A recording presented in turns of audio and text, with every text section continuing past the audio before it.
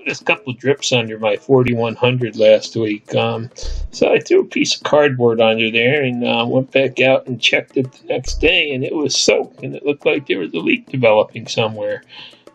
So I opened up the hood, looked under the hood, and the only thing I could see is it looked like there was some return lines on the injectors that were kind of damp and wet, and when I started it up, I saw some bubbles coming out of one of them, so I figured that was a problem. So first thing you got to do is take the loader off, get that out of the way.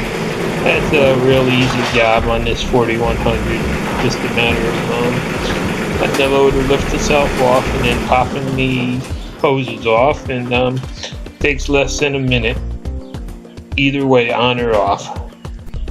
With the loader off, then it was time to move the tractor over and just start pulling all the covers off so I could have some access and see what was going on. The side covers just kind of lift up and pull right off. They take no time at all. And the front cover I didn't really have to remove, but I pulled the pins, and you have to kind of twist the headlight sockets out and pull them out to be able to remove it.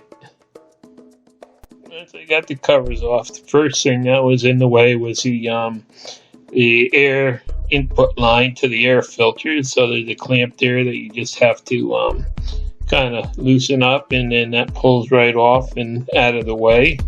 And then it was a matter of getting the air input box off, and there's just a hose that goes down to the intake manifold, and there's a clamp on there that you pull off, and then there's a rubber strap up on the top of the box that you pull off, and then the whole box just picks out of the way. Then there was a tie wrap that kind of held a bunch of tubes together, and I was able to get these vent tubes untied and then out of the way, and there was one that went in the back that I was able to pull right out of the way also. Next, I decided to pull the radiator overflow container out of the way so I could see a little bit better in there what was going on. And that's just held in place by 2 bolts that go into the engine, and that just picks right out of there, and I just put it around to the front. Then the next thing was I just went in there and I started playing with that line that looked like was cracked, and sure enough it was all cracked and broken, and I was able to just pull that off and see that it was damaged. And then next I decided to pull the tubing lines that go to the injector out of the way. You really don't have to do this, but I wanted all the room I could get to get in there and work, so just a matter of loosening up the tubing and the tubing nuts. Always use 2 wrenches when you touch anything like that so you don't twist the tubing, and they just sort of loosen up and come right out of there. Then the next thing that I ran into was the tubing. This was a Sunday, so I had to find tubing, and I found some 3/16 tubing at my local AutoZone. It turned out that it's a diesel fuel rated tubing, but the only problem was it's bigger than the old tubing was, so the clamps were not interchangeable, and nobody had clamps that would fit it right. So I just kind of cut a couple little pieces, and I replaced the 3 pieces of the return line tubing on the injectors. As you can see, it runs injector to injector. There's 2 pieces, and then there's one that runs back to the input of the injector pump also. And it seems to be gravity feed from the tank, so it's always leaks when that's why it leaks when everything is off. I said I couldn't find any clamps, so what I decided to do, I had some good tie wraps that were like oil and UV rated, and I decided to use some tie wraps on each of the tubing connections. I put 2 tie wraps on each joint in the end, and everything seemed to be pretty tight. I know these aren't a permanent fix, but I will find the right clamps in the future. And even my boat motor does use tie wraps on the gas line, so I guess I'm not really too worried about it, but I will replace them in the future when I find the right clamps. So that was really a pretty easy job replacing these hoses once everything was out of the way, and then it's just a matter of going back and putting the injector lines in. And what you have to do is kind of get the lines in and get all the the nuts started, and then tighten the nuts down on the injector pump first. And then I just cranked the engine over until I saw some oil coming out of the lines at the injector up on top, till it started bleeding out and getting all the air out.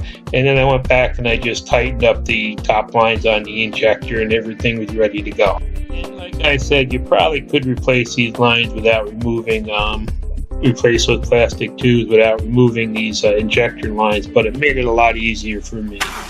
So when everything's back together, I just went back and I started it up, and then I looked for leaks, and everything seemed to be great now. No more leaks, no more bubbles or anything, so I think this has fixed the problem.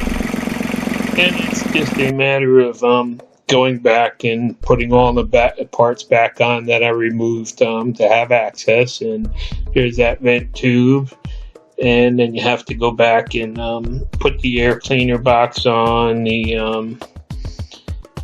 tighten the clamp on that, and then replace the radiator overflow container. And the whole job in the end wound up taking probably about an hour to complete. And then there was maybe another hour that I spent running to AutoZone and buy the line, and then to run around and try to find the clamp somewhere, but nobody seemed to have clamps that size. The only thing I could find were worm clamps, and I know they don't work good on small tubing like that. So I'll have to keep an eye out for some of the spring type clamps to put on in the future. This was just one of those unexpected issues that pops up on a older tractor, and luckily it was something that I could easily fix myself, and I didn't have to go to a dealer to do it, because that probably would have cost me $100 or $200 just to get those lines replaced.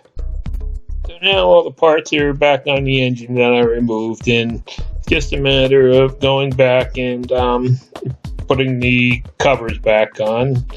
And that front cover just kind of drops in place with a couple of pins. You have to put the headlights back in. It takes a second to push them in and turn them into the sockets, and that locks in place.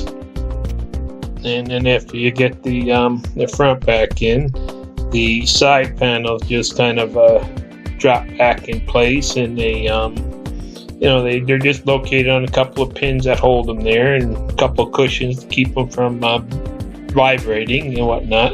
So it's a pretty easy job to get it all back together.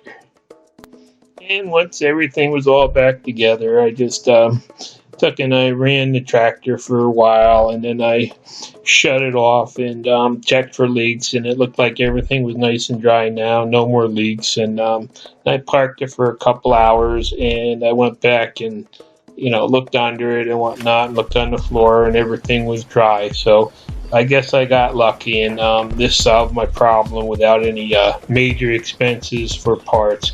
It cost me about $2 for the piece of 3/16 hose, so I got lucky this time. I just thought I'd share this video just in case somebody else out there finds drips starting to appear out of nowhere under a 4100. At least they'll know a possible cause. Thanks for watching. Please subscribe.